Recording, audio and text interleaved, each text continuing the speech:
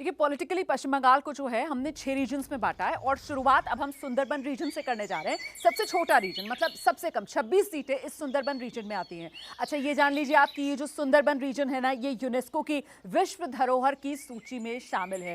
बेहद खूबसूरत ये पूरा इलाका है जो मैंग्रोव के घने जंगलों से ये पूरा इलाका घिरा हुआ है। आप देख सकते हैं इस तरीके का नजारा इस इलाके में रहता है। और वो जो 26 सीटें हैं, ये आंकड़ा आपके सामने, 26 सीटों में टीएमसी और बीजेपी के बीच इस इलाके में बहुत कांटे का मामला। 13 से 15 सीटें टीएमसी के खाते में जाती हुई, 11 से 13 बीजेपी के खाते में जाती हुई और लेफ्ट कांग्रेस 0 से 1। तो ये बड़ा आंकड़ा सुंदरबन रीजन का, सुंदरबन रीजन जहां कमोबेश बराबरी का मामला टीएमसी और बीजेपी के बीच देखने के लिए मिल रहा है। 2016 की अगर बात करूं तो पूरी तरीके से इलाका टीएमसी के गढ़ के तौर पर उभरा था। 26 में से 22 सीटें टीएमसी ने जीती थी, लेकिन इस बार यहां बीजेपी बराबरी की टक्कर देती हुई टीएमसी को। सुमित, बिल्कुल, और ये साफ तौर पर दिखा रहा है कि इस इलाके में टीएमसी और बीजेपी के बीच काफ़ी ज़्यादा कांटे की टक्कर थी।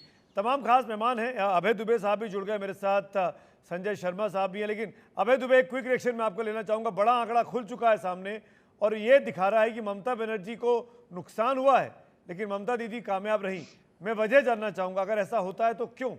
सुमित, मैं एबीपी के मंच पे बार बार कहता रहा हूँ कि अगर भारतीय जनता पार्टी ने अगर सीपीएम और कांग्रेस के गठजोड़ को बिल्कुल सिफर नहीं किया, यानी उनका वोट प्रतिशत 10% या उससे नीचे नहीं गया, तो चुनाव बहुत थोड़े स्तर पर त्रिकोणात्मक हो जाएगा और इसका नुकसान भारतीय जनता पार्टी को होगा।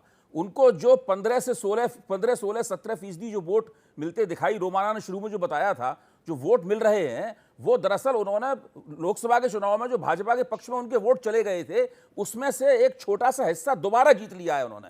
मैं इस एग्जिट पोल के आधार पर बात कर रहा हूं और उसी की वजह से भाजपा टीएमसी से पीछे रह गई है। उसी की वजह से भाजपा टीएमसी से पीछे रह गई।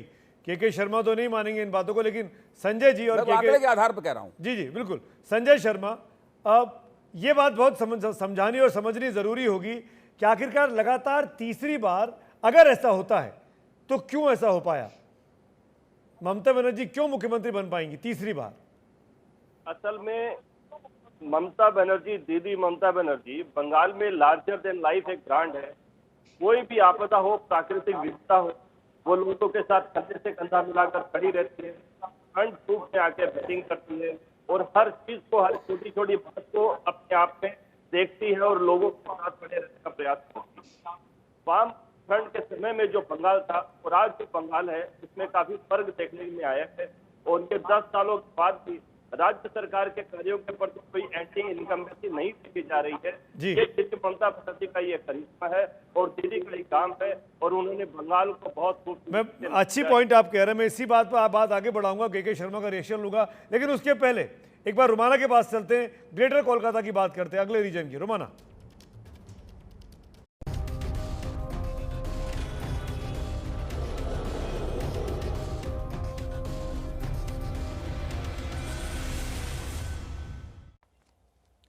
तो ये ग्रेटर कोलकाता रीजन जिसमें 56 सीटें आती हैं और कुल मिलाकर ये ज्यादातर अर्बन एरिया है, ये ममता बनर्जी के गढ़ के तौर पर पूरे इलाके की पहचान रहती है।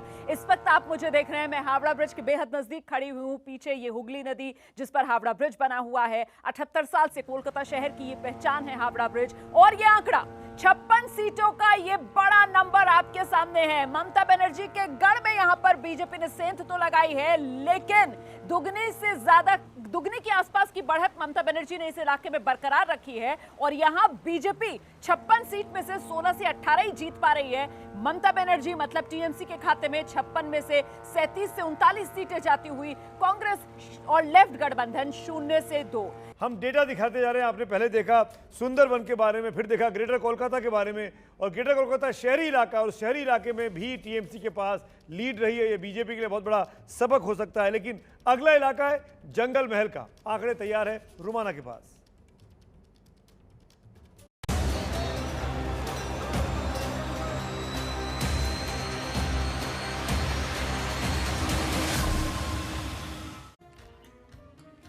तो जंगल महल रीजन जिसमें 53 सीटें आती हैं और जंगल महल में ही आता है बीरभूम जिला जहां पर शांति निकेतन में ये आमार कुटिया मतलब हमारा घर, और वहां से मैं जंगल महल रीजन के ये आंकड़े आप तक पहुंचा रही हूं। 53 सीटों में से यहां देख सकते हैं आप, मामला बहुत बराबरी का टीएमसी और बीजेपी के बीच। 53 में से टीएमसी के खाते में 25 से 27 सीटें, बीजेपी के खाते में 23 से 25 सीटें और लेफ्ट कांग्रेस गठबंधन 2 से 4 सीटों पर सिमटता हुआ नजर आ रहा है। मतलब एक बार फिर से जिस तरीके से सुंदरबन वाले रीजन में हमने देखा था बराबरी का मामला टीएमसी और बीजेपी के बीच, उसी तरीके से जंगल महल रीजन में भी बहुत बराबरी की टक्कर टीएमसी और बीजेपी के बीच। लेकिन ग्रेटर कोलकाता वो रीजन है, 56 सीटों वाला वो इलाका जहां पर टीएमसी बीजेपी से जबरदस्त बढ़त बनाए हुए। अब तक की ये तस्वीर सुमित बिल्कुल, और साफ तौर पर समझ में आता है कि बीजेपी ने रूरल बंगाल के अंदर अपनी पैठ को मजबूत किया, जैसा कि हमने लोकसभा चुनावों में 2019 में देखा था। लेकिन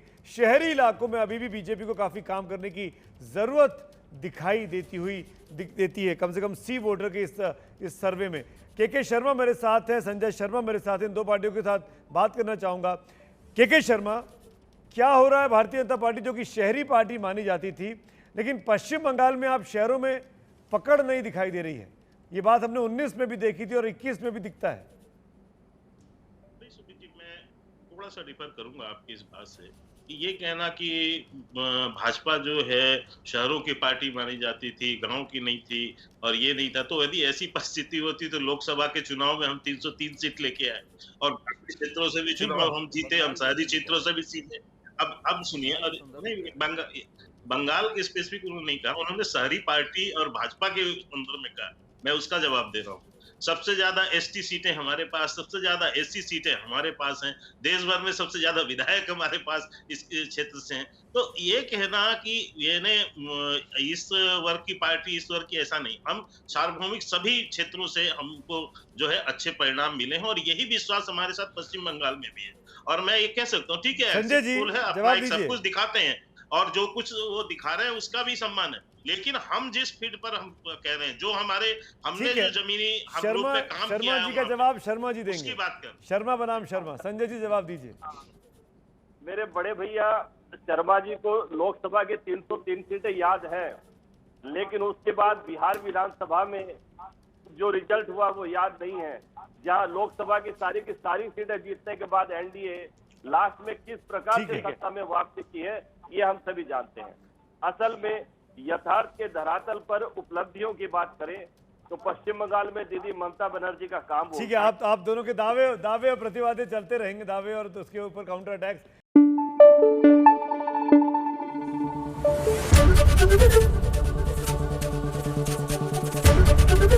एबीपी न्यूज आपको रखे आगे।